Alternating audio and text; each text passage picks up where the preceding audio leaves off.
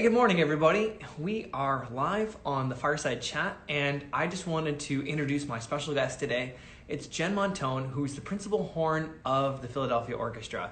And let's go live with Jen Montone. All right, let's see. I can find her. Okay. And we have a few people online today. So we're going to go online with Jen. So, yay, we're waiting for Jen to join us. In the meantime, I'll say hi to some of our friends, Emily Whitaker and John Ye, our associate principal clarinet player of the Chicago Symphony. Let's see who else is. Bob Lauer. Awesome. Great to see you. And who else is online? Wow, we have a lot of people. Carly Kaminga, Mariella, great to see you. Hello to Germany. Hello, Kaza. Great to see you. Let's see if we can connect with Jen. For some reason, it's freezing on me. Technology sometimes doesn't like me. But we have a great chat today. We have a lot of shared experiences together. I know Jen was associate principal horn of the Dallas Symphony. Jen has also been principal of the Philadelphia Orchestra since, I think, 2005 or 2006. And so we overlapped a little bit in Philly. I think I came over to Philly and, hey, Jen, how are you? Hey, how are Great you? to see you today. Yeah, you too. Thanks for having me. Hey, I can't wait to talk to you. This is going to be really fun. Likewise. I was just telling everybody how we've our paths have kind of, I mean, you've been on the path a little bit longer than I have, but like you've been a huge kind of, mentor to me and a huge support. And yeah, our paths have crossed numerous times in my career, and I feel really grateful for you on my path. So I feel the same way. It's a beautiful thing. oh man, do you remember the first time we met? It was a long time ago. Was it So when it you, was well, yeah, tell me. 2007. Okay. Okay, and I came to Philly, and I don't know if I was staying with Joe or why. Maybe I did an audition in Philly for a summer music festival. I don't think it would have been Marlboro at that point, but maybe I was in New York, and I was auditioning for a music festival in New York, and then I came down to Philly for like a day, and I saw Joe, and he's like, "Yeah, you should. You know how Joe talks? Yeah, you should go talk. You should go play for Jen." And Joe is gonna like hate me for like trying to impersonate him.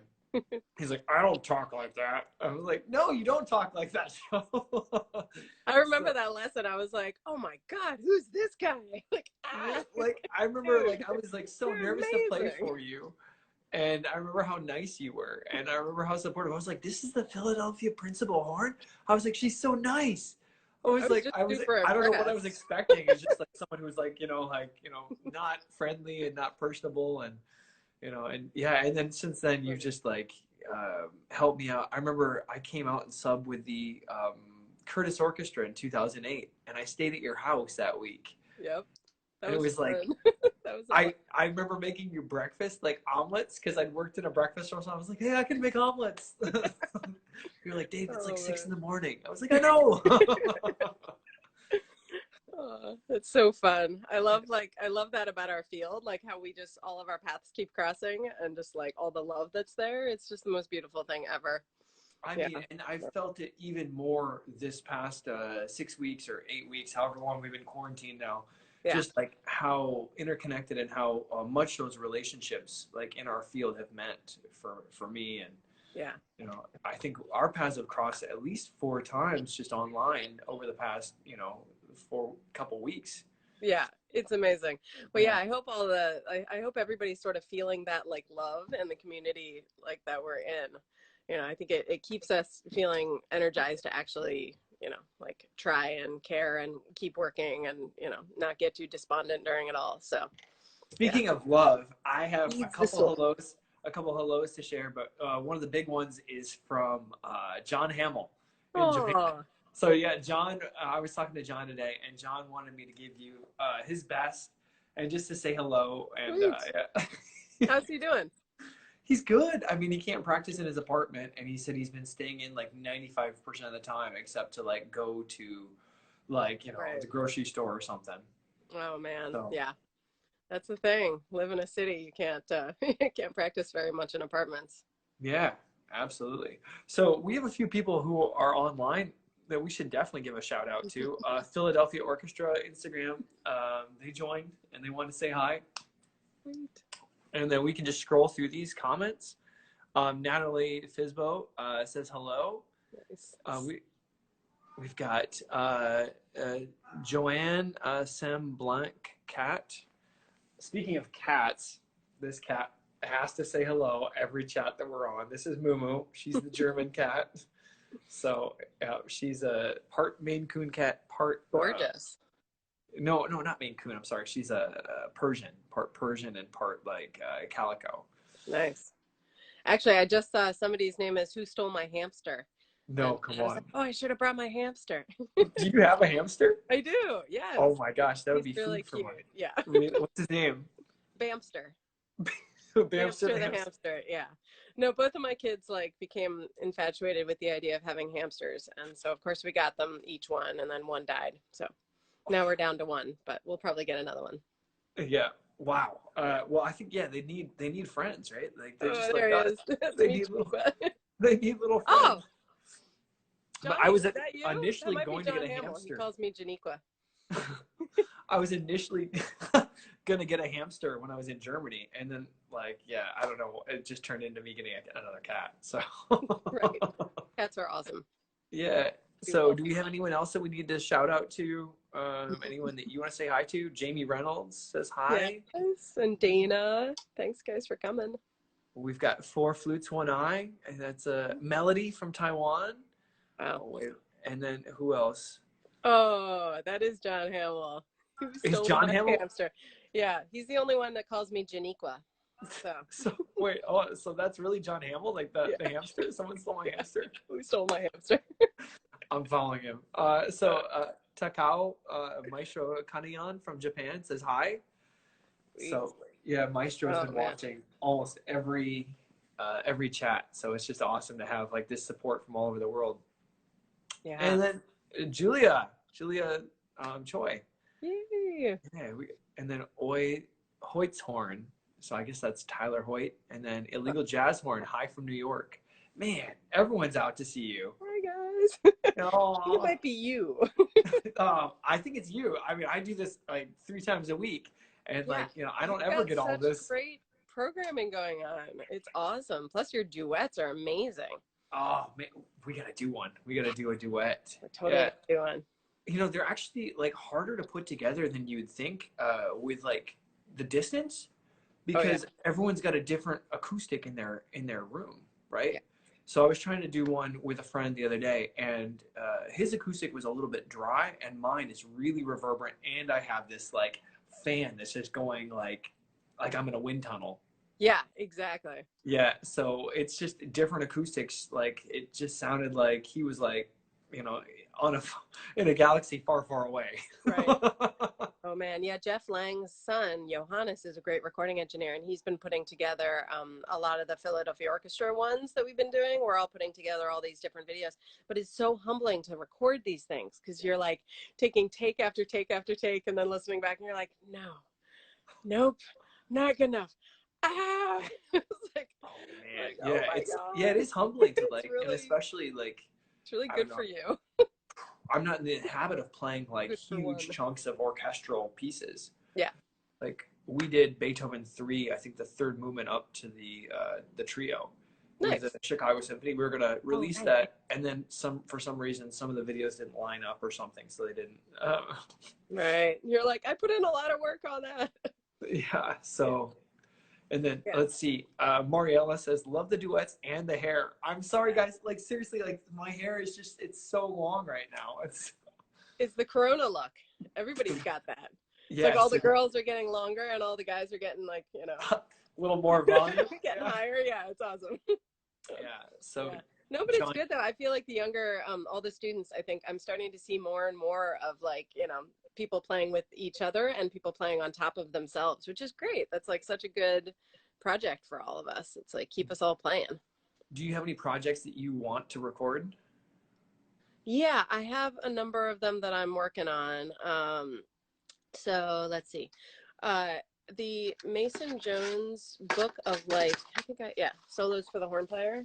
Oh yeah. Uh, yeah, which is like really old school. But one of my teachers from high school, Sylvia Alamina, who is second horn in the National Symphony, she's been talking to me forever about like you should record these for, you know, younger students, for like, you know, beginner through high school or whatever, because a lot of them are, you know, beautiful like little pieces that we don't know, like the aria from Stradella and I Attempt from Love Sickness to Fly. It's like it's all just like arranged by Mason Jones, and then there's normal stuff. There's Villanelle in there and Mozart. You know, there's like yeah, Sylvia. Yeah, there's like renditions of, you know, versions of different standard pieces that a lot of college students play as well. So I thought that would be a really good summer project for me. So I'm going to start doing that soon. So I Do you just have a asked a pianist to play along. He already laid down his tracks. really? So yeah, Hugh Sung laid down Oh the yeah, tracks of for course, Hugh that. Yeah, Curtis. Yeah, he was exactly. there And when I he's was there. amazing. And he Yeah. can play anything. So I was like, Yeah. you are like, it's like for you, that will not be tough at all to whip off like, you know, 15 horn pieces. So anyway, so he's willing to do it, which is amazing. So Oh man, yeah. And what a then great project. yeah, and then the orchestra keeps on coming out with things that they want us to do, which is amazing. Like I love all the creative content that's coming out of the virtual Philadelphia Orchestra. Like it's so exciting to actually have so much to like try to do and, you know, keep that going. So it's Wow. fun. Wow, I'm glad you have Yeah. projects that you're working on. You know, that's I think it's really important during this time to Yeah. we might not have the same schedule, right? Like the same like, hey, I got rehearsal at 10 a.m. I've got a concert on Thursday night, Friday night, Right. Saturday night. You know, Yeah. but yeah, projects, I think that's like one of the things that keeps me motivated is just having like a project and then having like you know, something I'm excited about working on. Yeah. Yeah. Otherwise, I just go into vacation mode, which is fine too. Like I think Yeah. that's good also. Like Yeah. I think I came in kind of into the whole you know, Corona time. Like I came in kind of hot and heavy, and I did like a live recital, and you know, actually for our local musicians too. And then I What? recorded a bunch of stuff for the orchestra real quick off the bat. And then I got exhausted and kind of burned out, and I was like, okay, take a minute. And then I Yeah. just kind of taught for a couple weeks and just like chilled out, and then now I'm like feeling it again. So yeah, I think it's okay if we're all like following our own little roller coaster, but it is good to like have some short-term and long-term goals to like be going for. Was that recital, was that a solo recital, like all solo works for It horn? was, and I did it with MIDI stuff. I couldn't figure out solo, like horn by itself pieces that I Mhm. liked well enough to do, or not liked well enough to do, but that I felt comfortable enough and Yeah. prepared enough to do. There wasn't a, it was like, you know, do it a week from, you know, like I agreed to do it a week before I did it. So it was like I needed to kind of have pieces I knew pretty well to like actually feel confident to do it live. So it was like Beethoven Sonata, Franz Strauss Concerto, Nocturno, Franz Strauss Nocturno, and Saint-Saëns Romance. And Which one? then The one in E or the one in the easier one, yeah, yeah, exactly. Yeah. the one that does not go up high at the end. I forget. I Yeah, think it's, that yeah. yeah, that's the But one in anyway, E. Yeah, yeah, but and that's you the can other do one. like you can play along with like the MIDI recordings, or maybe some of them are live, actual pianists, I think, like on piano. But yeah, on YouTube they've got all these pieces that are up there, you know, without horn, like just the piano accompaniments on there, and you can play along with them. Although it was like a comic skit, like I felt like the Three Stooges. I kept on getting behind the piano, and then I would try to adjust, and then I get ahead of the piano, and I'm like, ah, like you're used to playing solo pieces and like they follow you, and we're really spoiled that way. So I'm like, I'm Yes. trying to follow and like intuitively like, you know, kind of connect in a chamber music way with this recording that is not moving. So it was pretty comical, but it was good for like resilience. Like I feel like anytime you're doing these things, you're like, okay, let's try that again. All right, you know, and it's humorous and good practice. Absolutely. I mean, yeah, like I think it's Steve Park's website where you can find or Steve Park's YouTube channel where you can find a lot of the horn and MIDI recordings. Yeah, that's great. Yeah. I mean, and it's good, like if you had a solo, like, you know, for students, if you had a senior recital you were supposed to do, or like even like solo and ensemble that you were supposed to do and you couldn't do it, it's like a good opportunity to like, you know, kind of do that. And a couple of my students have actually done Zoom recitals for their senior recitals at Juilliard, like grad recitals, and they invited some of their friends and family members and stuff. And I think it was a really sweet occasion for them. You know, it's like a little bit scary, like a recital is, but also really like heartwarming and lovely. And good way to like, you know, finish up your time somewhere. So I mean, anyway, I at can't least we've got imagine resources. being a senior right now and being like, all right, no graduation. All right, no final Right. title. Okay, all right, let's join the workforce. Oh man, I can't join the workforce. Hey, let's go to a music Right. festival. Oh wait, you know, it's like Can't go there. everything's canceled. And so like, I think it's good and bad because I found myself just kind of like running from one thing to the next.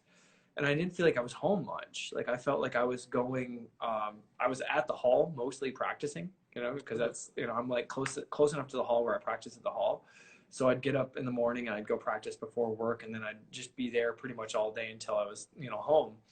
And, you know, with rehearsals or concerts, and then, you know, come home for like a meal or something in between. But yeah, I feel like I have this gift of time and this gift of perspective. Could you talk about that change in perspective for you? Yeah, I think it's interesting. Yeah, I'm the kind of person, I tend to keep myself quite busy. And I don't give myself a whole lot of time to think or like self-process. And I think that's the challenge, but also the blessing with this time. I find it hard because it makes me think about things. That's scary. So it's like, oh, but yeah, it is a gift. Like, absolutely. I have two small kids, so I'm not, you know, there's not that much time, but I will, especially once the school year is done for the Curtis and Juilliard students, like I will have some time on my hands. And yeah, I think it's interesting for all of us to try to pace our own lives in a balanced way, you know, like whatever feeds your heart and helps keep you like happy as a human, and then also happy as a musician and also growing. And so it's like that balance, and it's also personal. Like I've had a couple times when I've been off from work for two kids, and then also for a back injury and also for a jaw injury. So I've been off from work 4 different times before this. Oh man, So it's not that super new to me. Like I was that know, all with the Philadelphia Orchestra, or was that in one was in St. Louis, right? yeah, Okay. yeah, I had a car accident, and then there was a jaw injury that came immediately, and that was in St. Louis. And Oof. that was the longest one. That was about 8 months that I was off. Oh man. And then the two kids was when I was in Philly, obviously. Hmm. And then the back injury was sort of a tail end of that car accident, and it kind of developed over time. And then that was about 3 years ago. So anyway, so like I feel like I've learned over the course of all that.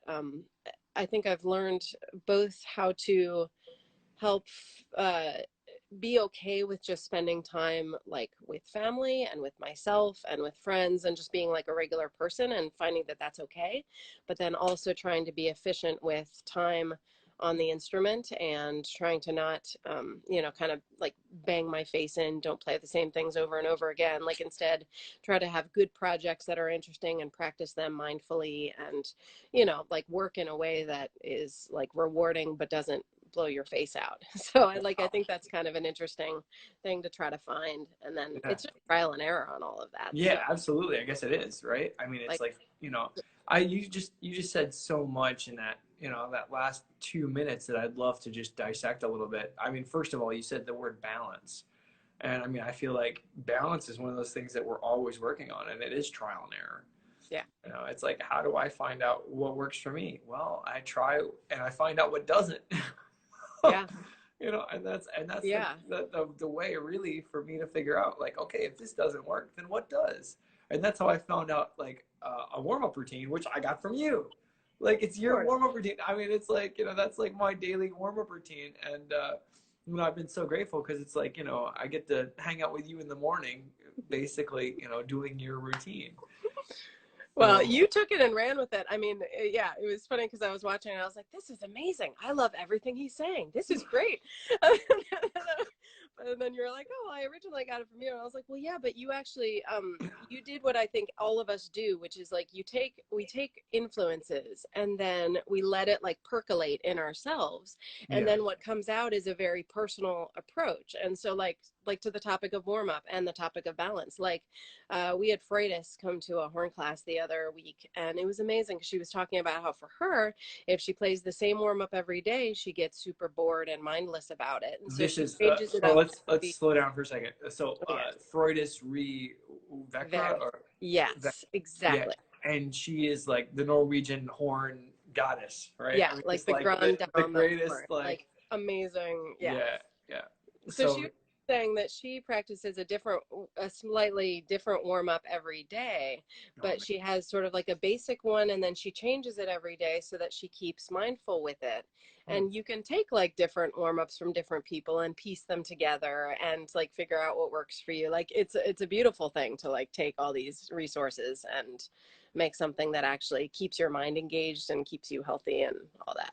So Yeah. yeah, So how I did you? loved what you did with that warm up. I think Oh, it's thank you. I mean, it's like, yeah, honestly though, I feel like the warm up has been really crucial for me to develop consistency. mm-hmm. And I feel like it's a way that I've developed a sound. How do you get your sound? Because you have like one of the nicest sounds of any player. And also, I want you to talk about sound, but I also want you to talk about phrasing Oh, because I feel like that you're a really, incredible phraser. thank you. Yeah. I think they're interconnected. I Mhm. think so, like Caruso, which is of course sort of the basis of your warm up that you were talking about, like basics like Caruso and other kind of very, very basic, like, the Farkas book, like with long tones and then arpeggios and just like basic kind of fundamental type of work. Mhm. I think if you do that in a way that is mindful, again, like not just like, oh, I should do this because my teacher says I should, but instead, like, if you do all of your basics like with a spirit of listening and focusing on, do I love the sound that's coming out of my horn? This is the register that I love the vocalness, and I have a really good like blend of like core and aura and colors and stuff like that. If you kind of if you like listen to your sound in the register that you love, and then you try to make it even and try to Mm. continue it throughout the range, Yeah. then in your basics warm-ups and and in your fundamentals kind of thing, then you sort of have the tools that you need to Mm. then make it be beautiful in musical ways. And then I think that's like step one, and then Yeah. step two I think is the amazing thing of like that sort of fundamentals and then working up from your fundamentals. And then there's the amazing, like, I love that piece, I want it to be like this, how do I get it to be like that? And Yeah. that's even more fun. Like, so I Yeah. think as we're looking at a bit of time here where we don't have a whole lot of work, Yeah. official work, like it's cool to do both. But yeah, and then Can like I my stop you for a friends. second? Yeah. So what recordings did you hear when you were a kid that were like, oh man, if I could, I love this piece, and if I could just get it to sound like that, like what albums or what recordings like really did that for you? mm. Horn or just everything? Well, let's start with horn. Okay. Yeah. Well, I mean, I guess probably the first horn recordings I ever heard were, Dennis Brain, like everybody Yeah, else our age, Mozart yeah, concertos. And I guess what I got from that was the classiness and the tastefulness and the elegance and the refinement that I think is perfect for that era. hmm, And honestly, then I was going to the National Symphony. Like once I started getting serious enough about it, I'm from the DC area, and I heard my teacher Ted Thayer, who is like kind of essentially like the most elegant and refined player that maybe still I've ever heard. Like just tasty, and there's colors and there's nuance and there's like micro beauty. And then I started learning more about some of the soloists. So of course, like Barry Tuckwell's amazing, but I really love like Herman Bauman's Glier, like yeah. that. That's a big recording that shaped my playing. Like when I found out about the Yeah, Glier, like I remember that was like the piece that all the really good high school students would do when I was like coming up, and I was like, oh, they did the Glier. That's really hard. And then I remember hearing Herman Bauman's, and I was like, what is this? It yeah, was just like, yeah, I was just transfixed by his phrasing, his musicality, his sound, everything. yeah. And then the flair also, like the soloistic flair, which I Yeah. think especially for principals, but for any of us, like just to when we're playing solos, to just like let it go, like let it rip and just like fly through the high things and soar through the long things and just like color through all the nuances, like just that bravery, like that emotional musical bravery is super Yeah. inspiring to me. Yeah, And he just took then tons of risks and tons of like, time, and he just like had this personality that came through in that recording. yeah, which And then then led me to Eric Rusk and the really, Empire Brass, who I yes. studied with in high school, and then Dale Clevenger. As soon as I started hearing, like listening to orchestra, Yeah. Danielle let it go totally. um, Frozen. No, but then like Dale Clevenger, like his way of doing that in the orchestra was incredible to me. Yeah. Like he's the most, like all of those recordings in the 80s, of him Yeah. with all the Strauss, like just the combination of leadership in an orchestral role, and then just the creativity and like the little tiny things with articulation and timing and pacing that he does in his, you know, in solos, I thought was incredible. And then I Do you started have working with Julie, and I was like, I have the worst sound in the world compared to you, man. And that was super humbling. So it's like, you know, like all of us, we're a combination of all these inspirations. Yeah.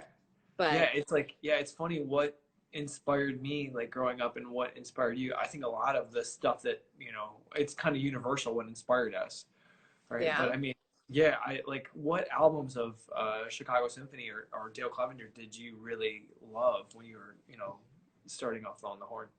Or All the Strauss and all the Mahler. Like, so I had this thing when I was taking auditions where I would pick a different recording for every excerpt, like a different orchestra. I would on purpose mm, try to get a different orchestra for each mm, for each for each excerpt, and it was a little hard because I had like my favorites, you know. But then it got me into listening to Berlin, and then I kind of found Stefan Dorr, and I was like, ooh, that guy, you know. And also like San Francisco, like had some amazing Strauss recordings also. So I mean, it's interesting though, because I ended up listening to like old Cleveland for Brahms or old Philly for Brahms, you know, yep, and like the Frenchy, the old recordings of Boston for Frenchy yep, stuff is like, it's so like so Frenchy, you know. And it's like, because half the orchestra was French, and it was Charles yeah, Munch. Montreal, same thing. It's like yeah, there's just absolutely, yeah. Charles but I Munch found for it me, exciting and, because then Montreal. when you take, yeah, exactly, yeah. Yeah, But then when you take auditions, then you've got all these different really amazing musicians in your head, and therefore like the differences between your excerpts are a little more extreme because you've been inspired by different people for each one. huh? So Wow, it's a way to go fantastic. about auditions from sort of the music down. Yeah. I remember, I'll never forget. I think I was getting ready for a third horn audition, or maybe it was like assistant principal in Dallas. Like it was like, but I played for you. It was like 2009, I believe, or maybe 2000. No, it was maybe early 2010. I think I Okay. played for you. So I probably was getting ready for the Dallas list. But I remember like I never worked on the Brahms Piano Concerto before. And I think like you played it for me, like you know, that excerpt. You Yeah. played that solo for me, like in the basement of the Kimmel Center. And I remember it just like I was like, whoa. I was like, that's another level. I was like, that it just time stopped your sound, your phrasing. I was just like, just taken aback by that. And I was just, yeah, you were like, yeah, it's just like this. And it was like, just so easy for you. It was just like, oh man. Well, So, thank you. That yeah. sounds like the most useless way of teaching ever, is just play something and be like, yeah, just like that. It's like, tell me how to do that. No, no, absolutely. Like for Thank me, you. like I think demonstration is like one of the key ways that we learn is like, you know, imitation, demonstration. You know, like I think a lot of it just kind of soaks in. Like if I have words and I'm like distracted from what you actually did sometimes, and I like if I can hear it and I'm like, oh man, and that inspires me to be like, okay, this is possible on the horn. Now let me see if I can try it. So Yeah. that's yeah. No, it's a good point. Like, it's probably, we're all different in how we learn, but yeah, the combination of like words and descriptions and like just listening. Yeah, Yeah. it's I mean, cool. I couldn't do with either one or the other. It has to be Mhm. a combination. Yeah. Yeah. That's fantastic. So, what have you, like, I guess you went from DC, you worked with Ted Thayer, is that hmm correct? Yeah. Yeah. And I believe Nikki Cash also studied with Ted Thayer, is that correct? Yeah, she and I both worked with both Ted Thayer and Sylvia Alamina. I think Ted was mainly my teacher and Sylvia was mainly her teacher, but I think we both worked with both. But yeah, we grew up together, and like she was such an inspiration to me. Oh my gosh, like we sort of pushed each other up a lot. Like we were pretty much exactly the same age. So it's Yeah. yeah, it's And always then been a pretty special friendship there. were you both in Dallas together at the same time or Yeah, well, that was you actually were? one of the sweetest things ever, because we had always been, just because in school you're so competitive Yeah. naturally, with everybody your age, like you're, because you're just fighting for the same positions. So it was like every year from like 8th grade until we graduated, it was like, you know, she would win all like all district and I would win all region, and then she would win principal and all state orchestra and I'd win principal and all state band. It was like, then we were, you know, like we played unison together on first horn on Beethoven 3 one year in youth Oh, symphony because we couldn't decide who wanted to play it more. So we just played the entire thing together, which was hysterical and really good for amazing. your pitch, really. Yeah. And like blending and stuff. It was so funny. But then, so I was in Dallas I got a 1-year position there on associate and third when Carl Pittick left. And then Yes. the next season, they decided to make that into a 6-person section. So they had an audition for associate and an audition for third. So I took the audition and won the associate. She won the audition for third. And we got back into, as soon as they announced it in the warm-up room, we like looked at each other and just kind of, it was like, there's a place for both of us. There's room for both of us. And it was like, Oh man. so we started joking around and singing like, there's a place for us. You know, like finally we can like coexist together and not be competitive at all. This is Oh man. amazing. But Isn't that great when you like see your friends, you know, that you grew up with, and then like you have like careers that kind of parallel each other, and then like you get to work together as professionals. yeah, no, it's a beautiful thing. I mean, I love that about our field. Like it's this big family that feels very small. So Yeah. I mean, Joe Ossie is kind of that guy for me. You know, it's like, yeah. you know, we went to music camp together in 2001 at like BUTI, and then Boston University Tanglewood Institute, for those of you who are familiar with it. And yeah, so Joe and I like kind of he went to Curtis, I was at Curtis, and then yeah, I think we just paralleled, and then we both ended up in Dallas together, and it was just such a great time to be with your great friend, you know. And Yeah. uh, Well, it also helps, I think, with what you were saying about phrasing. Like when you think about orchestra, especially, like you're constantly, like it's a conversation among friends, like all of our lines, like interweaving and stuff like that. So I think it really is beautiful that we have these personal relationships over time, because then you're having musical conversations with people you have personal relationships with. So it's basically like a sweet conversation where you're, you know, doing it. But I think it's like a good reason to become friends with your colleagues, and it's also a good way that then, like, I think sometimes when I'm nervous, I just like look around and I'm like, oh, I'm just gonna pretend I'm just talking to Amy Oshiro in the violin section, and we're just gonna have a really nice conversation, she and I, right now, and I'll just like watch the back of her head and play, you oh, know. It's like, it's just really nice, like, you know. does she know that, or is she just like, why is Jen staring at me? Why is she looking at me? Yeah. Or Uni, who plays There's something on my cello. face. Sometimes Like, she'll look at me while I'm playing something, and she's like, "Hi." I'm like, "Sorry, is that weird?" yeah, I know. Or she winks. You Right. know. Like, Yeah. so, could you talk about what it was like for you to go? I mean, you studied with Julie Landsman in school, and what lessons did you learn from Julie? I mean, you were talking about Julie's sound. Like all the lessons. Yeah. Oh my gosh, her sound. Her wisdom is so epic to me. Yeah, she's she's amazing. So like pedagogically, I think is maybe the most beautiful way of approaching teaching that I've seen. And then I recognize that a lot of my teachers have had these aspects to them, where it's like they look at the people that are in front of them and they try to see them differently, you know, see them in the moment every time they show up. It's not like, oh, you always do that. Mm, It's more like, hi, who are you today? How are you mm. doing today? And what can I help you with today? And like that whole thing of what's going to help you be your best today, inspiring, like, you know, like today I'm going to give you a hard time because you seem undermotivated, or today I'm going to give you some encouragement because you seem like you know, like that's going to help you build, you know. And here we're going to talk about music because you're getting all analytical and in your brain about all the tiny little things, and that's silly. Like just think of a beautiful song and sing it to someone you love, you know, or whatever. Or like, you've let this slide, so we're going to get really down in the dirt and Wow. weed your garden, you know. So it's just like approach of things. Like I find there's so much wisdom and balance to how she does stuff, and then also like humility and ability to redirect, like, okay, going this direction, okay, now I need to change directions, like, you know, just kind of wisdom of how to have a career that, you know, keeps you ever learning and ever growing and all that. So like a lot of that was I feel like from all of my teachers, but I definitely noticed it a lot in her. And maybe it was also because I was that age, but, and then her playing is beautiful. It's very, very different from mine, but I think that's maybe why it's so inspiring to me, is like, there's color inside the sound. And Mhm.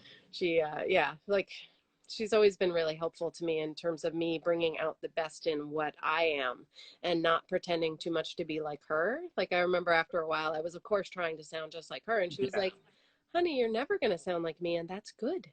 Like, Yeah. that's, you know, it's like, I want to make you a better you, not make you Yeah. into a clone of me. Nobody needs that. And I was Wow. That's a great lesson. I like, mean, just oh, to be the best you can be, right? And there's right. only one of you. There's Yeah. only one of me, but like we And can help everybody. students to become the best version of themselves. And I think that's just kind of what the horn has done for me. It's like just been a vehicle for me to learn about myself and to become a better version of me. Yeah. So, yeah, Yeah, I that's mean, we all have these amazing attributes that are only our own, you know. So yeah, it's like, it's just a beautiful like approach to everything.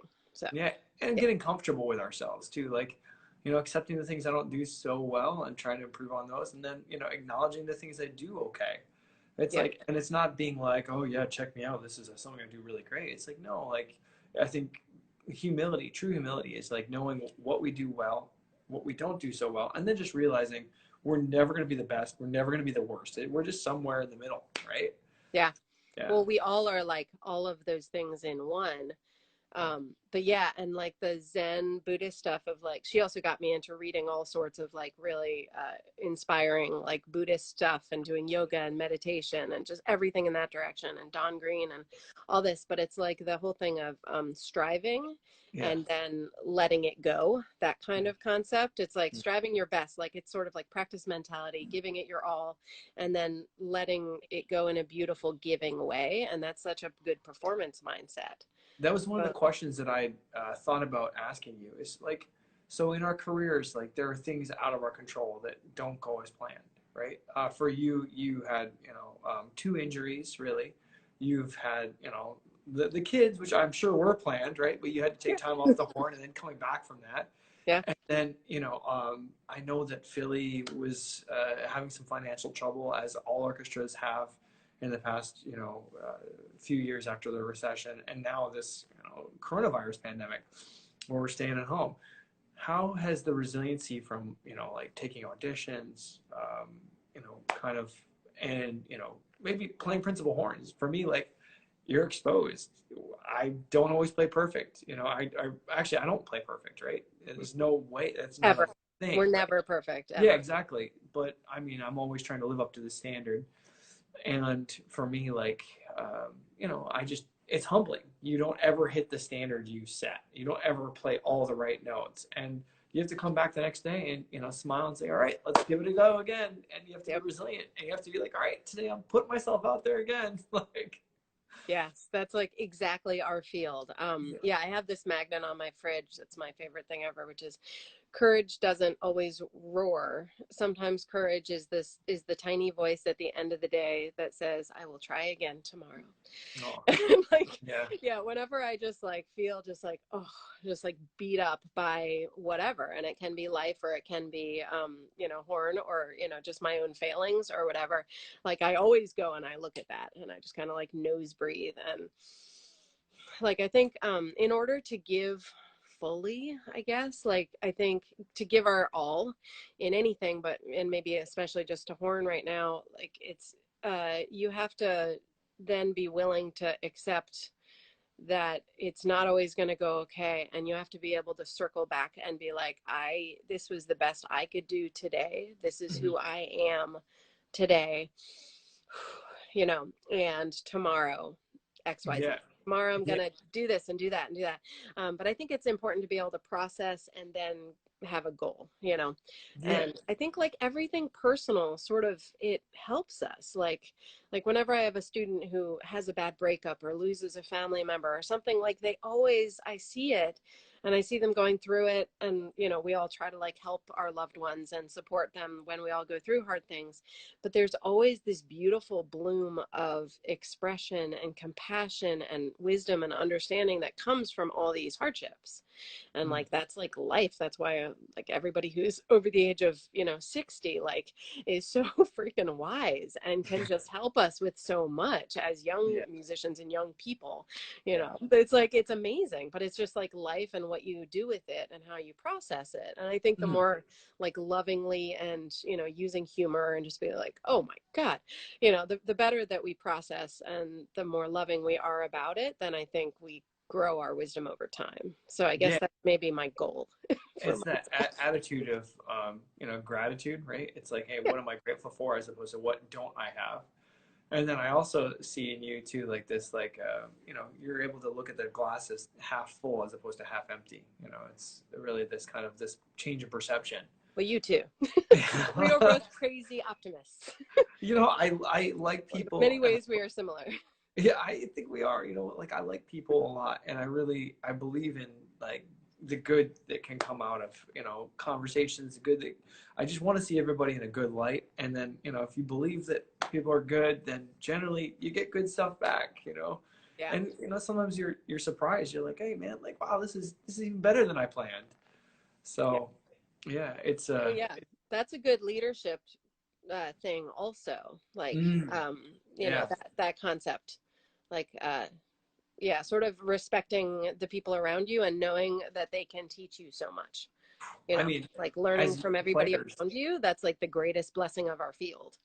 So you came into Philadelphia when you were quite young, and you were principal horn in St. Louis. Before that, you were associate principal in Dallas. Before that, and you've always been kind of the younger player, maybe in the section. Hmm. How did you like come into those sections and lead as a younger person? It was weird and tough, and I think I stepped in it all the time. I feel like my older colleagues absolutely just taught me how to be a leader. I mean, Hmm. Julie did too. Like one thing she did was she let me she let me, when I would take an audition, she would let me play lead to her Met section, which is incredible, and they were so nice to do that. So they taught me sort of how to lead as a horn player. Hmm. Just like how to lead with your playing rather than with your words. And Hmm. then just like making your intentions known somehow. And I think I'm not sure, I don't think I'm a very good cuer, but I think like I have, the stronger my view on something is and the stronger my preparation, the better leader I am. Yeah. So like I've definitely had situations, and I think like Dan Williams, our second horn who just retired, it's so funny because he knows me so well, but it's like I think to him it's hysterical when he sees me, like if I am not 100% prepared for something, it's so noticeable for him, you know. Yeah. But I so mean, they're like, because the second horn player's job is to read our mind, right? And if right. we're like, there's like a shadow of a doubt in our mind, Yeah. they're like, huh? Right. Yeah. I'll like feel from him. He's like, okay, make some decisions, kid. Like, Yeah, all right, exactly. like make up your mind and do it so we know what to do. Like, I think that's the thing. You have to actually be really prepared, and you have to be really brave with your opinions. I mean, I think that's a major thing that we learn through college and into young professionalism is Mhm. like we've imitated so many people for so long. And at some point you have to commit to like this is what I think, even if it's just like this is what I think because that's what Dale Clevenger did in that recording, so that's what we're doing. So like you can imitate to think and Yeah. make your decisions that way until you feel confident enough to be like okay, we're going to phrase to here, and then we're going to take a breath here, and we're going to shape this down and do these note, we're going to do these note endings because it matches with the trombones, and then we're going to shape to this because it matches with the bass line, Yeah. and then we're going to phrase to here because it's under the clarinets. Like whatever it is musically, like you got to know your score and you got to make up your mind, and you can Wow. imitate or you can learn it from the music or both. But it's I guess what I learned by stepping in it a number of times is that most of the time, if you just keep your mouth shut and do it musically, Mhm. it's better. Yeah. So like, and I had some older colleagues who would be like, be more clear. Like, I had a colleague in St. Louis who was like, don't beat around the bush, just say it, Yeah. and that was really sweet. It was like, okay, you don't have to be self-deferential and ridiculous. Like, Yeah. because I'd be like, oh, that sounds really nice. I think it's great. But I was just thinking that maybe we could, and he was like, just say it. And I was like, I think we're late. And they were like, okay. It's like, Yeah. that's easy. So like it's sort of like when to talk and when not to talk, and then also how to respect your colleagues enough that like you develop a friendship with them so that they're teaching you absolutely all the time, and you as a young professional is sort of getting everything from the situation and from your colleagues that you can, so you can fill your role in the appropriate way. Wow. I guess that's the thing. Yeah, absolutely. Like we And want to fill our chair with the, like what it deserves to have. well, yeah, for sure. I mean, absolutely. I mean, and just knowing what that is, I think takes experience, but also like, being willing to listen, being open-minded to the suggestions and the experience of others. And I think, yeah, basically, like for me, I've had to just like say like, all right, maybe this isn't exactly perfect right now. It's maybe not together, or maybe it's not in tune, or maybe like something isn't like working with the section. But just keep our mouth, keep my mouth shut, and just play again, and gradually it fixes itself. Like Yeah. that's like the nice thing about working with really great musicians is like everyone's listening to you, or all around the orchestra, and so we're always going to work together, and it's going to come together. It might not be the first time, second time, third time, but yeah, it'll come together. Yeah, exactly. So, Yeah, and I mean, I think it's a sweet thing about like chamber music in that regard. It's like everybody's listening and everybody's trying and everybody's bringing it all together. So it's like, I think maybe sometimes when we're students, it's helpful to like say, hey guys, do you mind if we tune this? But as a professional, usually that's not too necessary unless something's super out. yeah. But yeah, which is nice. So. Yeah, for sure. What is the Philadelphia style of phrasing? I mean, could you talk about that a little bit? First of all, what's the Philadelphia sound for the strings? Like, how does that, like?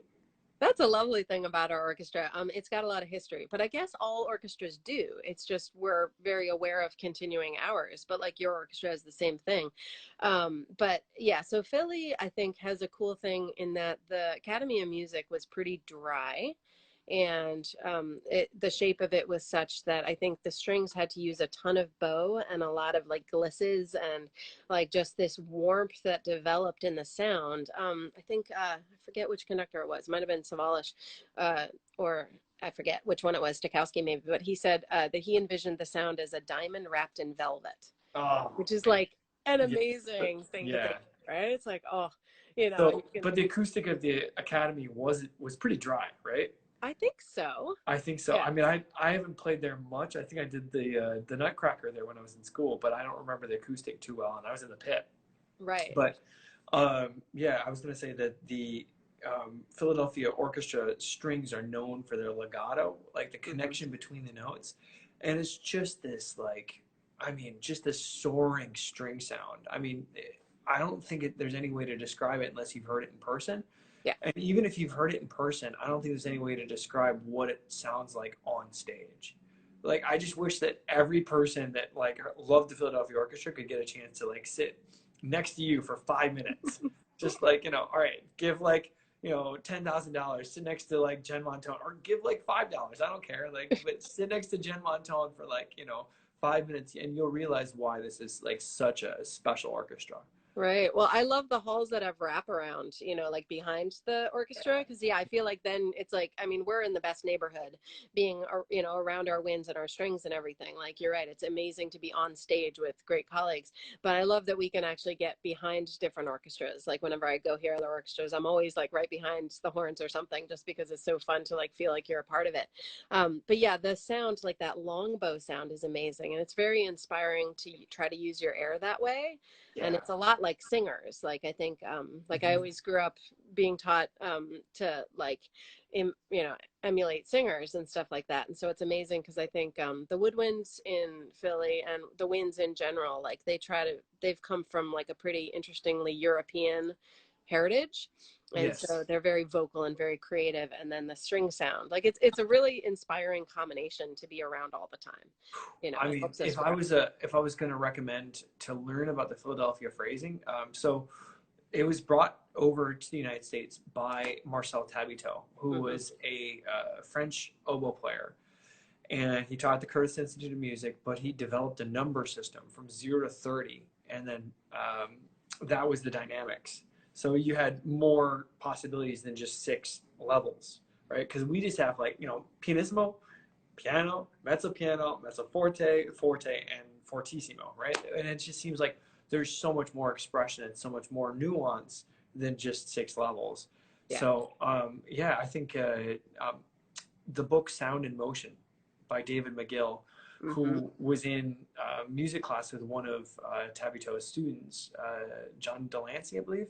I think so. Yeah. Yeah. Delancey did win class. Yeah, so this method has been passed down through the Curtis Institute of Music, which you teach at, right? Yeah, So right. you're like helping I try to teach perpetuate. that method because I think it's amazing. Yeah, and there's a CD called Tabito's Lessons. No. And yeah, it's really cool. And he's like kind of old and crunchy and very French. And, it's fantastic because, yeah, he insisted that it wasn't about the dynamics and that it was more just about the phrasing.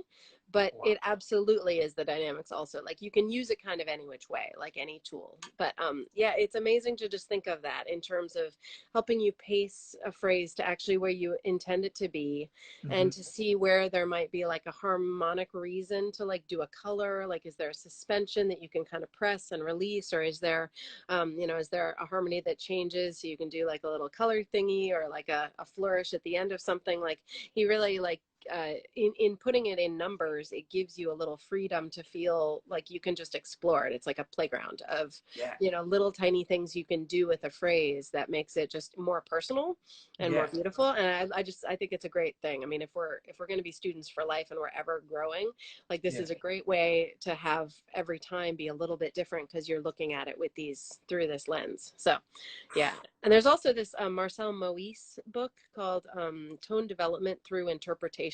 It's a flute Wow. book. And I Okay. learned about it at Marlborough, and it's got just beautiful tunes that, again, like it's sort of it's kind of like the Mason Jones thing, in that it's just basic like melodies that somebody wrote down, and the first like 20 or so are fine for the horn register. Then it gets a little high, but Okay. Could you say that one more time? yeah. It's Marcel Moïse, Mhm. Moyse, and it's Mhm. Tone Development Through Interpretation. Tone development through interpretation. Yeah. And it's Okay. really fun when you don't want to play horn music, but you just want to like phrase. It's like Concone, but less horn like. Oh man, But it's great amazing. for nuance and detail. Like if you really try to make it sound like, a lot of them are vocal works or flute works or organ or whatever, orchestra works. But if you try to make it sound on the horn like it sounds for all these other musicians, Yeah. then you're gonna, by nature, you're gonna be doing more interesting things with your sound and your phrasing, just because what your ear tells you you want out of it. Holy smokes. Yeah, Yeah, that's awesome. yeah, So yeah, I'll gladly look at that. yeah. I've been working on just taking any sort of pop melody that we can. Um, Yes, it's so I'm great. taking Same thing. like, Star Wars, or like, yeah, I'm gonna do the Ashkoken farewell, from the Civil War, thing. But Oh, I'm just cool. gonna arrange pop melodies for two horns, just to get like kids to like record stuff, and just for kids to have something fun, maybe a little bit challenging, but fun to do with another horn player. And it'll be something and I'm doing that as like a fundraiser for our musicians fund, so I'm going to release those duets. If like someone's just like, hey, listen, like I want to donate $5 to the musicians fund, here, send me like a direct message, and you can have a copy of the duet. But it's just like kind of like a Awesome. way to help fundraise. So yeah, I don't know. Okay. I feel strongly about trying to do something for the musicians fund, as well as that recital which I'm giving this weekend. I can't And wait. yeah, Be amazing. it was a challenge to find like solo horn like music, like music Yes. that was just like, okay, what do I play? Okay, I can do the Bach cello suite. I've never done those in public because they're not super hornistic, but like I love to play them, and I've been playing them for a while. And then also too, like the Appel Interstellar by Olivier Messiaen, and then I have a flute So cool. transcription of like a Telemann like solo flute fantasy that I've been working on. That'll So be really cool. Oh my God. yeah, Yeah. it's like it's maybe like it's less than 10 minutes, right? Maybe it's like generously it'd probably be like 7 or 8 minutes, but like those fast movements are like 2 minutes a piece, less than 2 minutes, right? And Yeah. I've probably spent like hours just working on these two fast movements, and I'm like, well, okay, that's the cost of paying business, but doing business. But Yeah. yeah, I love it. It's something to practice. So Yeah. It is really fun to play rep for other instruments. Like it unlocks you a little bit. Like all of what a are sudden. your happy things to play? Like, what do you Yeah. play that's like therapy for you? Hmm. Well, I guess, you mean like solo pieces or like Anything. anything? Like, what do you like? What do you put on your stand when you're just like, man, I just want to play something that's just like gonna, bring out my soul, make my soul smile, like turn up the corners of my heart. Hmm. I like middle movements of concertos. I like doing slow movements of things. That always makes me happy. Oh, I like playing along with recordings a lot. That usually is the most horn fun for me. karaoke. Like, what do you like to Oh play? yeah. Oh, I'll just like just the first horn part to Mahler or what, anything, or like the fourth horn part to Strauss tone poem, whatever. Like I love doing that. Like that is the most fun way for me to learn. And I'll play along with concertos and I'll play along with orchestra pieces, just anything. Yeah, like that's the most happy for me. I think because it makes me feel like I'm with other people and I know that I'm learning and growing by doing it. Kind of like it's seeping in, but I am also just enjoying the great rep that we get to play. Um, I like Vinny playing sa- along with arias, Vinny Vinny yeah, says Nocturne in D for cello.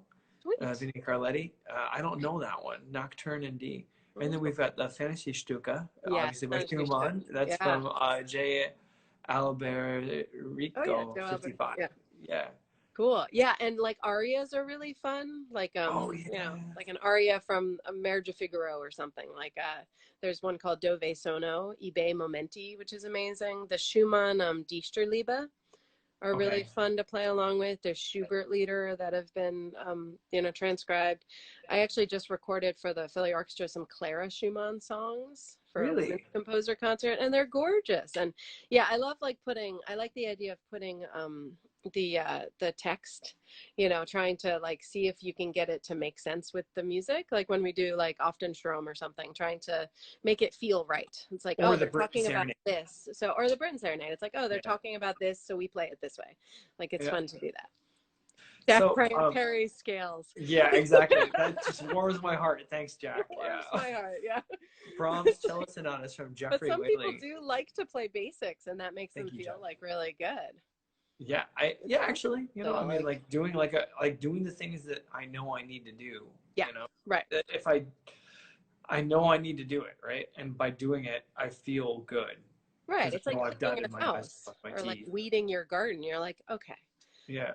yeah, Or stretching and touching my toes if you want to like keep it real simple, right? Like, yeah. I hate stretching and touching my toes, but I know I need to do it because otherwise I'm just gonna be like walking around like a ball of knots. So, Yeah. uh, Speaking of which, that's maybe my most favorite thing to do practicing is like get my body in the right frame of mind, not frame of oh, mind, but yeah, in the right like spot to play. In terms of practical things that make me feel good.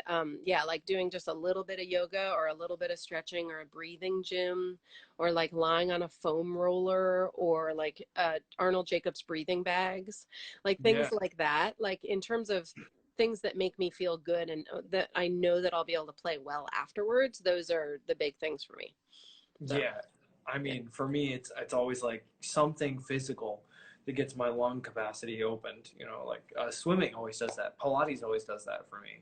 Yeah. So, There's nothing more um, frustrating than wanting to do something physically on the horn and then your body just not really cooperating. So oof, rather yeah, than like beating, I find that a lot. Like, and then I just get tense and I play strained, and that's just like, oh. So yeah, I find it a lot of times I'll start to practice and then I'm like, I'm just not ready. Like, I need to stretch out a little bit more. I need to breathe a little bit more. I need to be more opened up in order to do what I want. yeah. Well, I think if we treat ourselves like athletes, right? Like an athlete would never run a race or like a marathon without stretching a little bit first. Yeah. And I also say like, an athlete like would never run a marathon without stretching out afterwards, right? And so we just like throw our horns in the case, like some of us, and Yeah. run off, and catch the train or whatever. And it's like, no, like I need to like do a little bit of cool down, a little bit of like, and then also I feel like after a concert, I want to wind down with my colleagues and just kind of like, decompress a little bit. So Yeah, totally. yeah, I bring a bag of licorice. Like I have a 2 pound bag of like black licorice that I take to the locker room, and after the concerts, like if it's been a good concert, bad concert, tough concert, whatever, like hey guys, you want some licorice? And then, we all have a piece of card. Like That's amazing. Oh my gosh. a little morale booster, I right? know, right? Yeah, Yeah. nothing like candy. Do you want to go on for a couple more minutes, or do you want to end Absolutely. at the hour? Okay, cool. So we're running out. We got about 30 seconds here. So we'll just, end this chat and, see you all in like 2 seconds. I'm going to take this moment of break to, just take a break, go and talk to a man about a horse.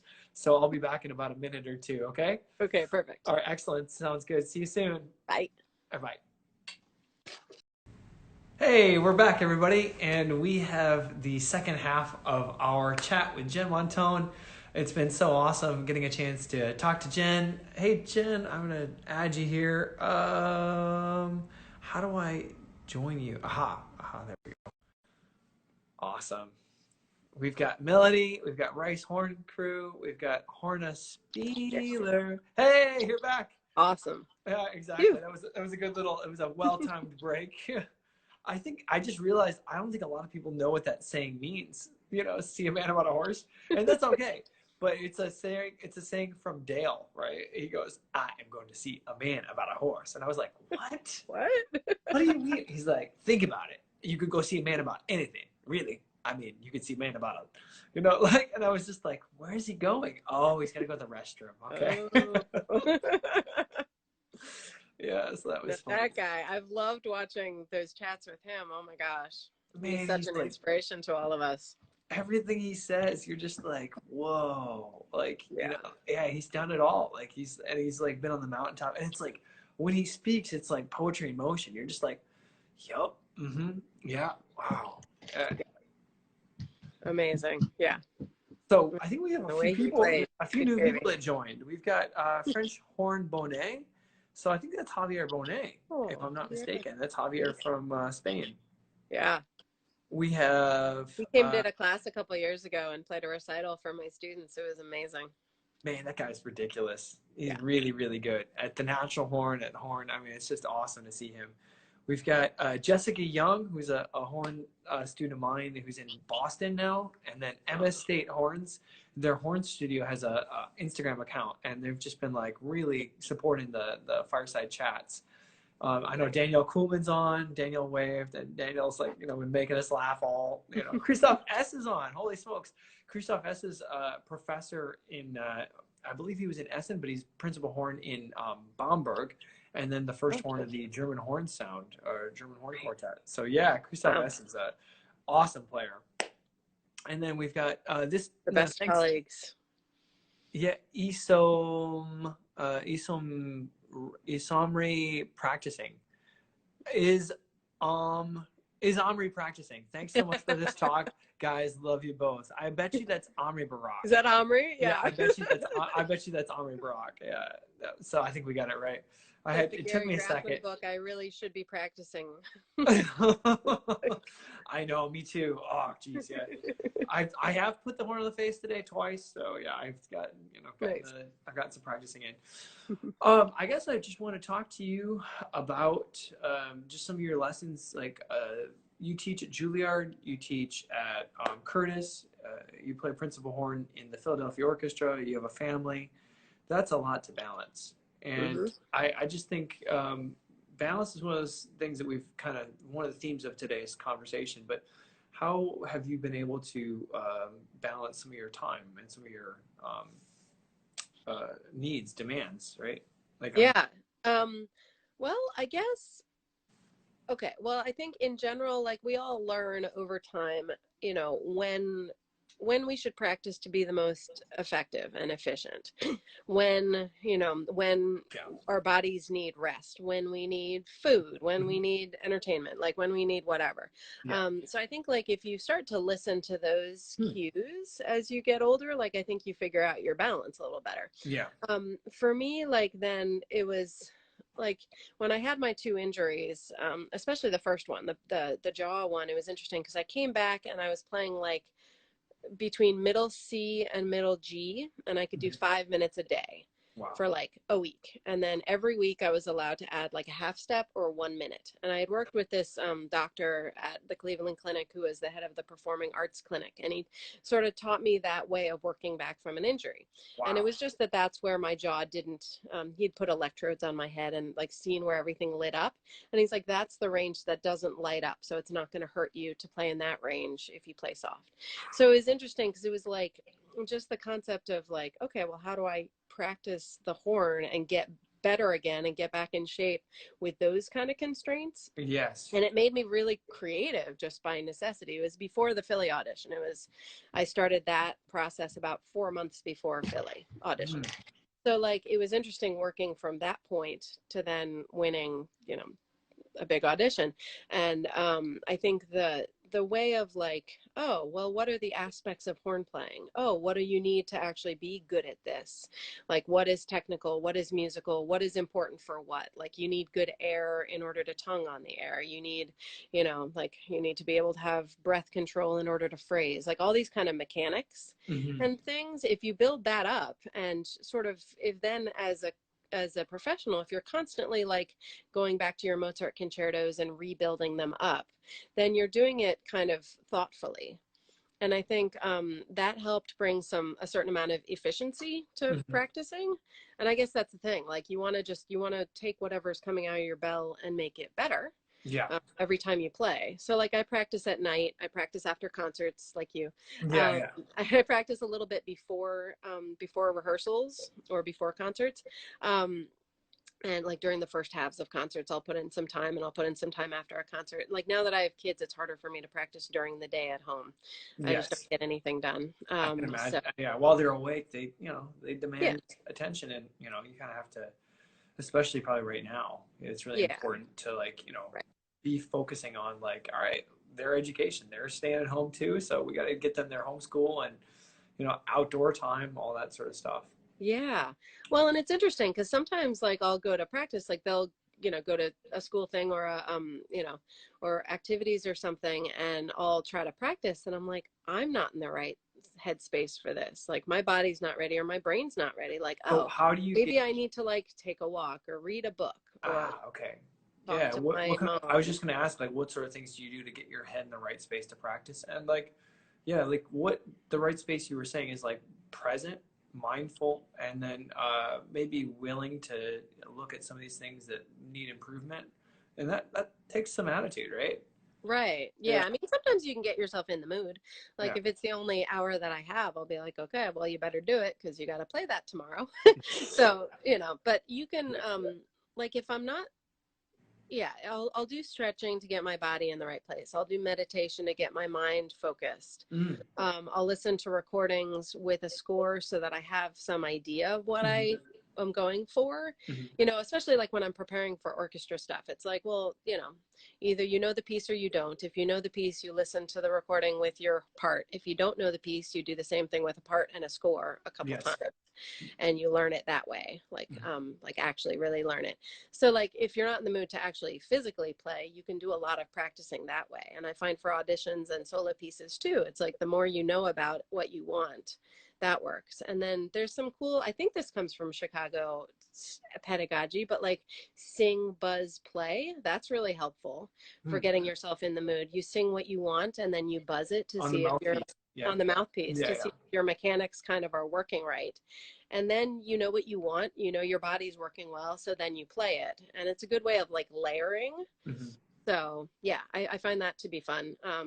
You know, but there's also like the breathing gym is really great. That book and Dan stuff. Palafian and Pat Sheridan. And I think some of those videos are available on YouTube, correct? Or yeah, totally. And like Jim Thompson buzzing basics. Like, there's a lot of stuff to do that are kind of, they get you into the mindset of playing and you can get some work done. And then all of a sudden you're into it. Like, I think it's like, you know, lighting a burner on your stove. Sometimes you just have to get into it. Yeah. I mean, for me, I just have to just get the horn out of the case. That's it. You know, once the horn's out of the case and I'm like, and then I pick it up and I play something, like, it doesn't matter. Like, if I'm just playing a scale, I'm like, oh, let me try this. And then it's like, oh, no, let me try that. And then I'm like, then 2 hours later, I'm just like, wow, I just practiced for 2 hours. Like, where did that time go? Yeah. So yeah, that's really, for me, it's just getting started once I get started. But yeah, again, it's like, you know, getting in the right mindset. And I've been like, there are times where I'm practicing for an audition and I'm like, man, I just really don't feel like practicing. I'm tired, or my body hurts, or you know, like, you can get sore from overplaying, right? Yeah. So how do you prevent injuries and how do you keep your body like strong? I think preventing injuries is a big one. I think it has to do with not overdoing it in a lot of different ways. Like I think like warming up sensibly, Yeah. not doing like, you know, like there are these major big warm up routines that are just so acrobatic, and it's like every, you know, every arpeggio and every key and every scale and every articulation and all that. Sometimes that's better done at night when your body is working better and when you're Mhm. breathing better, or broken up, like half of it one day, half of it the next day, just so that you're actually doing it healthily. Like that's how I would recommend with those big routines. But then so like there's that, and also like I practice down the octave. Like Mm. most everything that I play down the octave first. Oh And wow. I'll do a lot of things that are nuanced. I'll do it on the mouthpiece first, or I'll do it slurred first. Yeah. I only do like the big loud high stuff. I'll only do it maybe once or twice in its actual octave.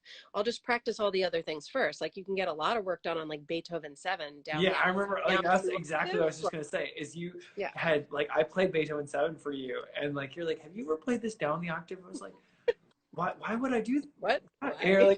you're like because it helps. You're like, oh, it just It's didn't like the occur to me. air I and the was just like, phrasing and the you tonguing and the you know, rhythm. just Like, like yeah. a 20-something-year-old guy. I was like, oh, I can do it. I can do it. And like, well, I'm yeah. going to do it 25 times in a row. No, but I think sometimes when we practice the same thing over and over again up in the right, in the Yeah. correct octave, I think we just beat our face in, and then that's Yeah, upsetting because it's then you can't do it anymore. well, yeah. I mean, you can't do it physically enough to solve the problem that you're trying to solve by practicing Right. it, and then you're tired and you're not helping fix the problem. So if you work on it, for me, I'll keep this on me. When I'm working on it down the octave, and I really can listen to the rhythm. I can really take that time to dissect it and really work on the intonation.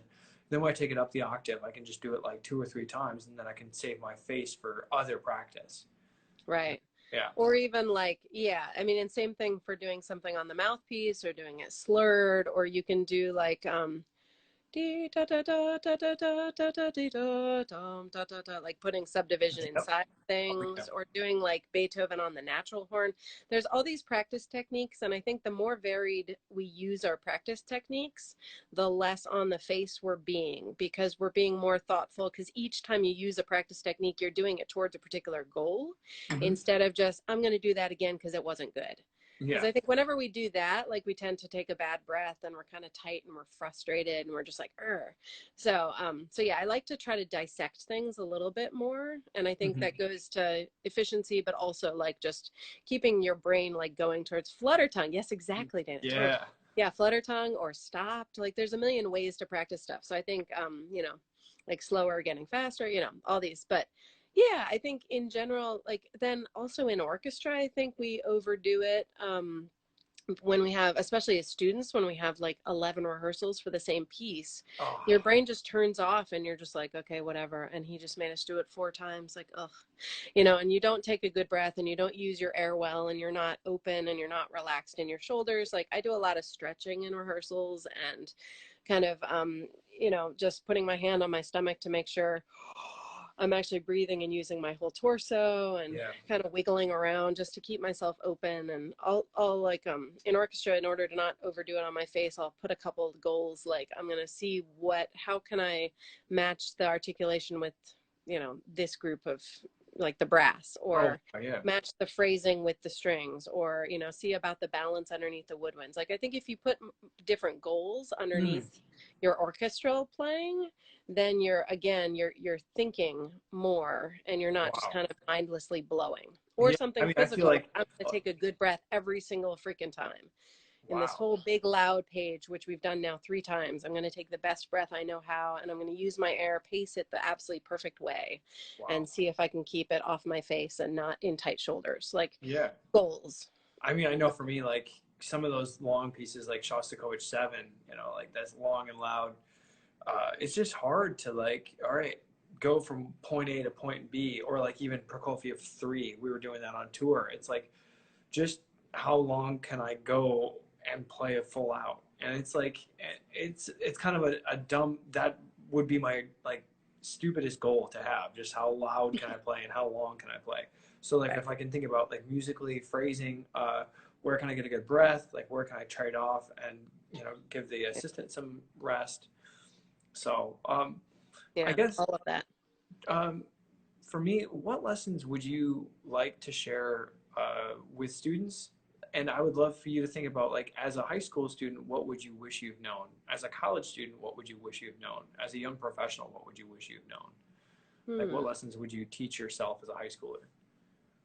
Huh. I think as a high schooler, I think I wish I had known um, just the benefit of just keeping on.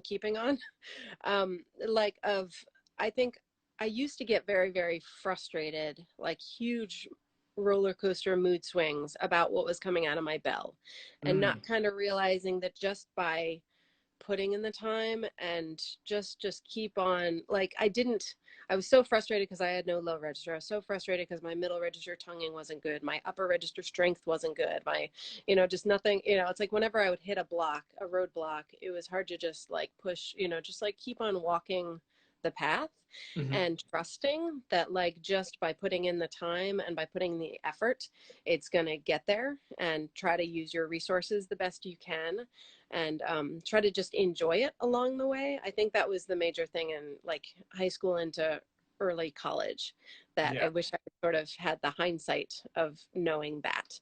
Yeah. Just Um, enjoy it, right? Enjoy the yeah, process. like, right, like enjoy the process so that it's not based off of like I just like I want to be good enough, or I want to, you know, make my teacher proud or whatever, just like to be part of the process of it. Process is so hard. Like we get kind of worried about outcome, Hmm. and it's Yeah, hard to just enjoy absolutely. the process of anything. Right. So I think that's the thing with high school. I think with college, in college, I think I wish I had known that to be a young professional, it's about finding your own voice and Mm, to find what you as a person want to bring. Like we chose this field because we wanted to yeah. be in the world of music, and we wanted to, like, add something Dedic beautiful to the world. And dedicate because, ourselves to it, and we love right, it. because we Yeah. value that as an Yeah. art form and as something that's great. And whether it's teaching students and helping them find their voice, or if it's playing in any setting, it's like, I guess I wish as in college I had realized that it doesn't matter whether you're playing in a major orchestra or you're, you know, teaching at a university and helping all these amazing young people Or be the best they teaching, can like, be, or be a teaching. freelancer, or yeah, Yeah, what? absolutely. Teaching like middle school students, that's Yeah, like a gift. Like teaching, like, exactly. Like, thank God for my beginning teacher. I wouldn't be here if it wouldn't have been for him. yeah, And it's like our field is all gorgeous and has all the same goals, and all the same things that we can bring to the world through music can yeah. be attained beautifully in every part of the And field. also, I And I think, guess I wish I had known that. while we're talking about that, I think, like, whatever path your life takes, like, so we all, love music, right? And there, some people just don't get jobs in music, right? And some people go on to other things, but this dedication, this love, like this, like, we can strive for excellence in all, like, art forms, right? Or Yeah, all forms.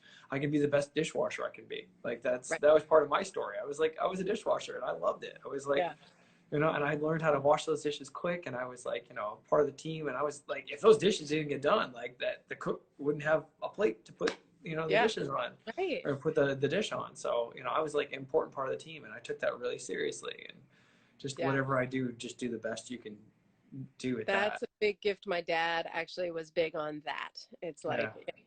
like if you like turquoise marbles, you're going to find people that love turquoise marbles, and you guys are going to collect them and bring joy to all of the turquoise marble lovers of the world. It's just like, Oh, oh, I love that. Yeah.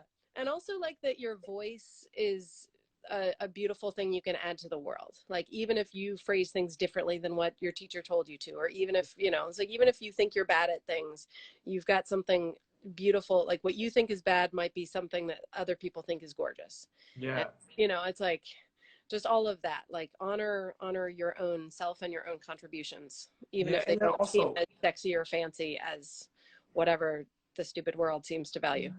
yeah, you yeah. know I mean, but also too, like, don't be hard on yourself, right? Like, yeah, don't be like, we all have high standards as musicians, or I'll keep this on me. I have high standards as a musician, but like, just because I didn't hit that today, or I fell short, doesn't mean that it's not worthy of sharing. Doesn't mean it's not, like, good enough, or it makes me a bad person.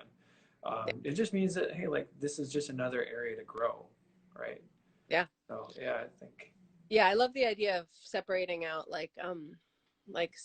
honoring your self-worth in one direction and honoring the beauty that is in your life in one little compartmentalization bucket, and then the other, and then striving as a separate thing, like striving to be the best you can in your, like as a separate thing.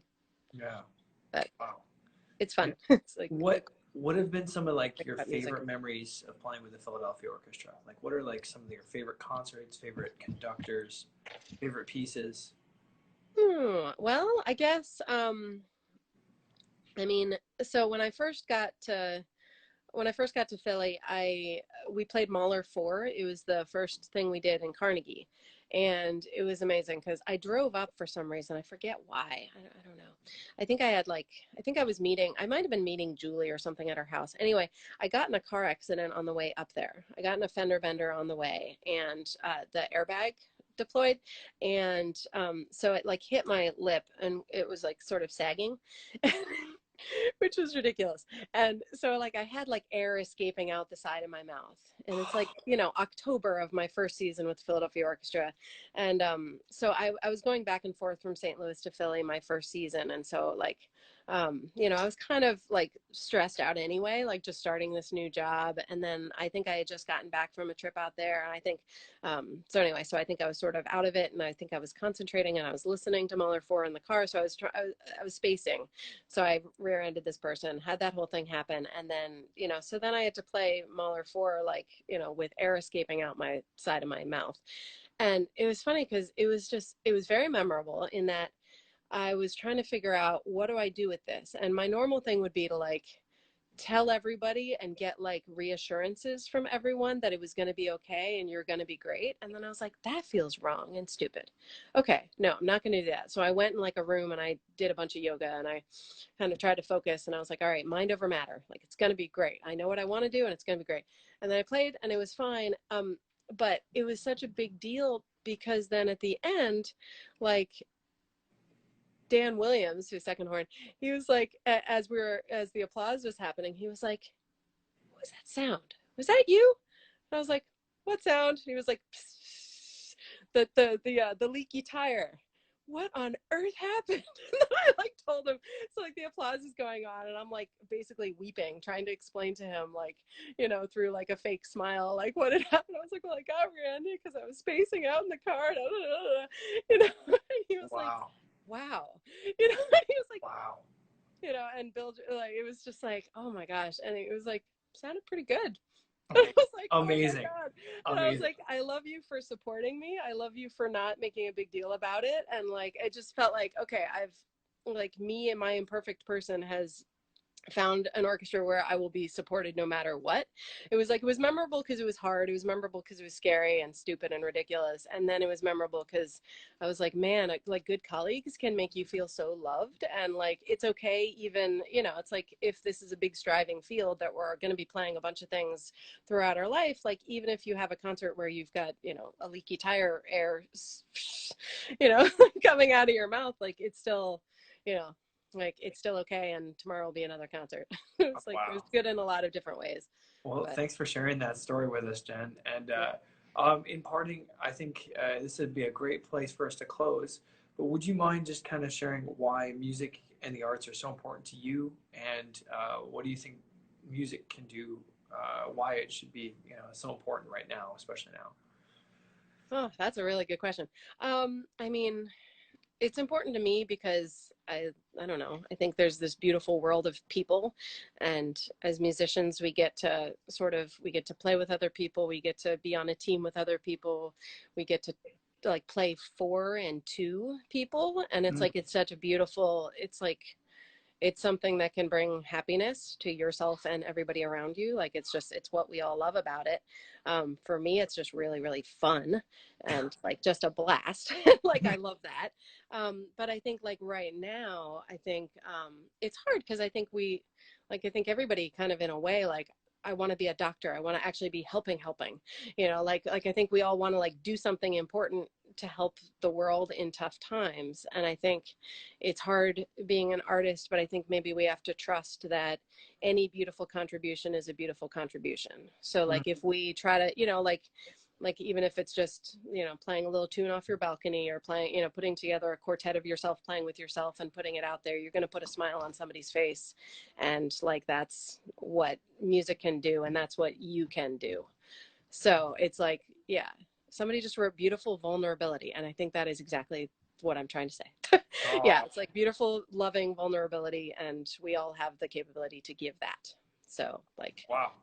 Thank you so much, Jen. It's so great to see you. I mean, I'm just so grateful for you being a you part of too. my career, being a part of my, you know, group of friends. And, you know, it's just, yeah, I mean, just really great to like, you know, get a chance to spend time with you today. So Likewise, you are a gorgeous inspiration to me and all of us. come So on. yay.